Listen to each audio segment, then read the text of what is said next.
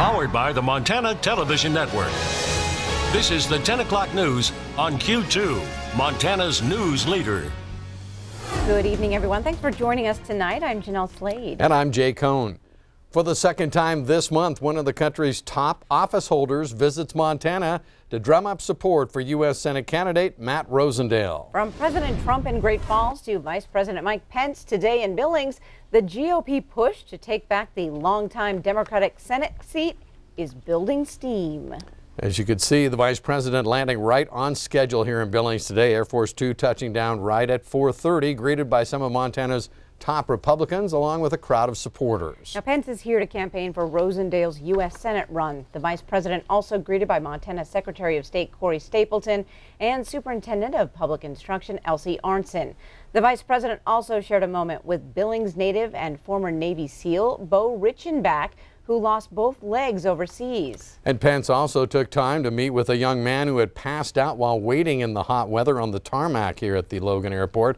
Tonight, the vice president spoke at a private dinner for the Rosendale campaign in downtown Billings.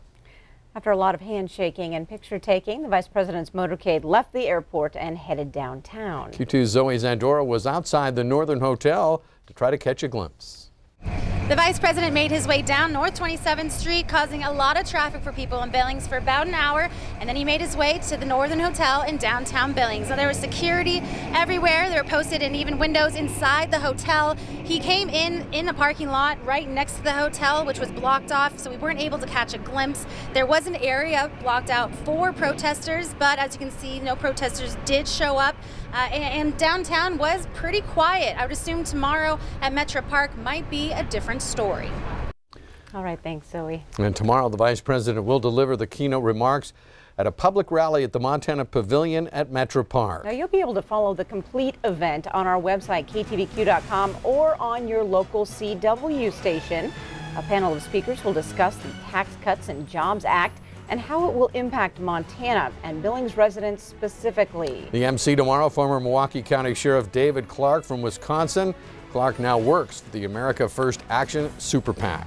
Well, July has been one busy month for Matt Rosendale. He's picked up help for his campaign from the very top of the Republican Party. This visit today by Vice President Pence coming just 19 days after President Trump rallied in Great Falls to support the Rosendale campaign. It's quite a humbling experience. It's very exciting.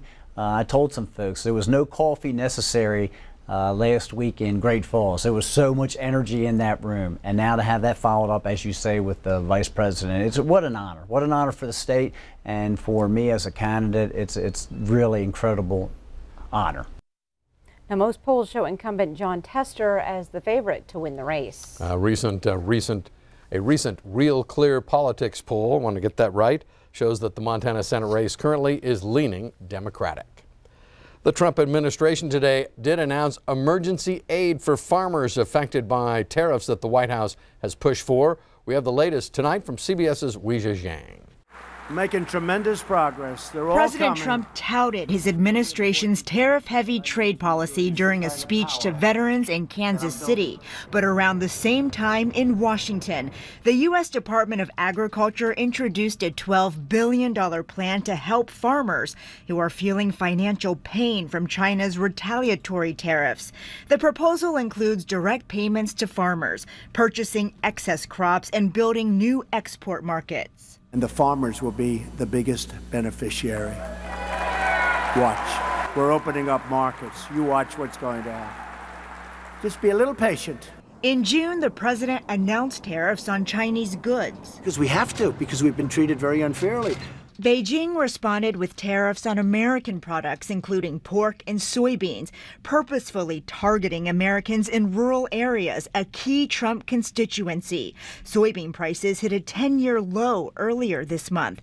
Nebraska Republican Senator Ben Sasse is a frequent Trump critic and represents many farmers taking the brunt of the impact. What the administration is offering them instead is $12 billion of gold-plated crutches. That's not what anybody wants. Sasse is among a growing list of Republicans rejecting the president's trade policies and this morning's tweet calling tariffs the greatest. At no point have I heard a farmer or rancher say, you know what we want? We want more bailouts. We want more welfare. What they want is less trade war.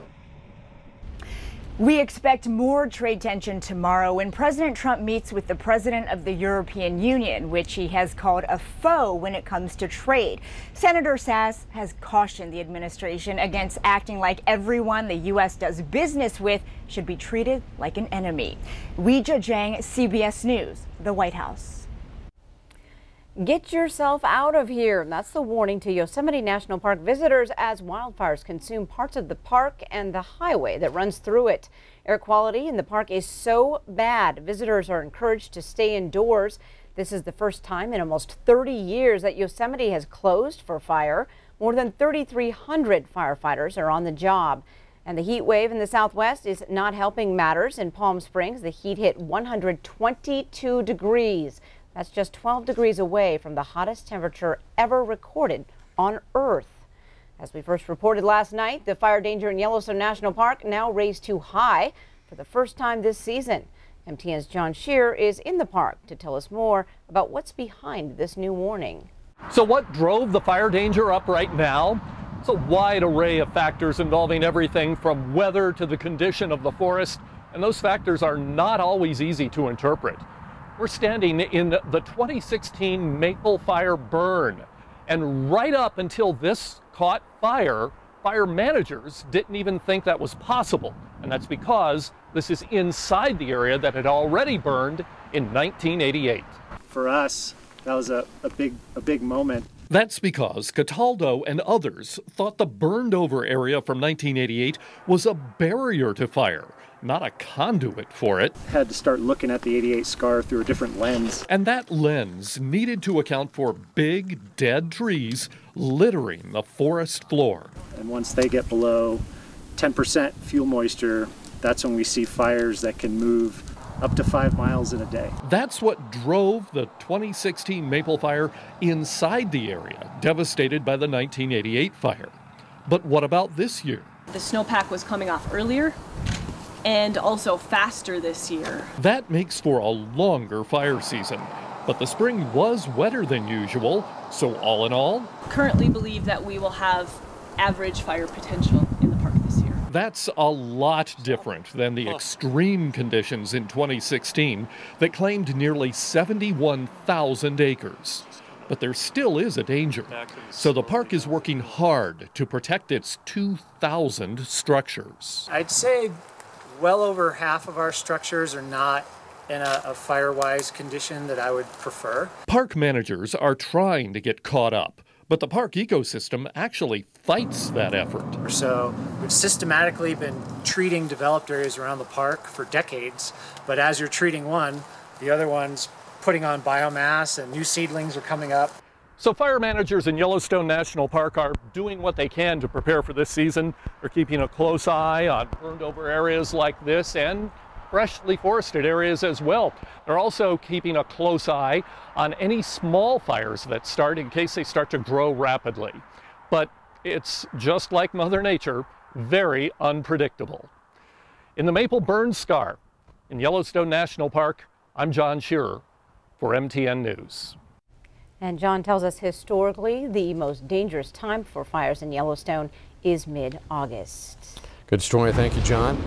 Well, is it just me, or is July speeding by in a blink of an eye? Bob McGuire, I guess that means we need to turn our attention to the month of August now. Yeah, because July, the last week of July starts tomorrow. It goes around through next Tuesday. So we thought we'd look ahead and see what's ahead for August. And it looks like, on average, August is going to look like the last week of July because it's going to be much warmer out in the western part of Montana. And you'll notice equal chances of being warmer or cooler than normal for the eastern half of the state. By the way, in Billings, we average 85.7 degrees for the average high temperature in the month of August. Elsewhere around the country, it's going to be virtually the same story. Warmer temperatures down south in New England, and also the Four Corner states are going to be pretty hot all the way down towards California. What about precipitation? Well, it looks like most of the Four Corner states are going to have the monsoon moisture. They'll be wetter than normal, but back here in Montana, we're looking at generally equal chances of being wetter or drier than average. On average, in August, we get about 3/4 of an inch of rain.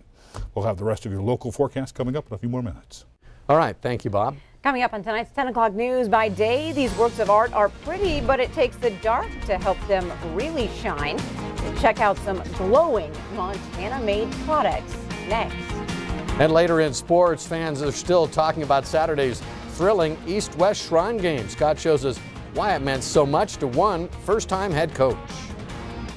You're watching MTN News with Jay Cohn and Jeanelle Slade. Storm Tracker weather with Bob McGuire. And sports with Scott Green. This is the 10 o'clock news on Q2, Montana's news leader.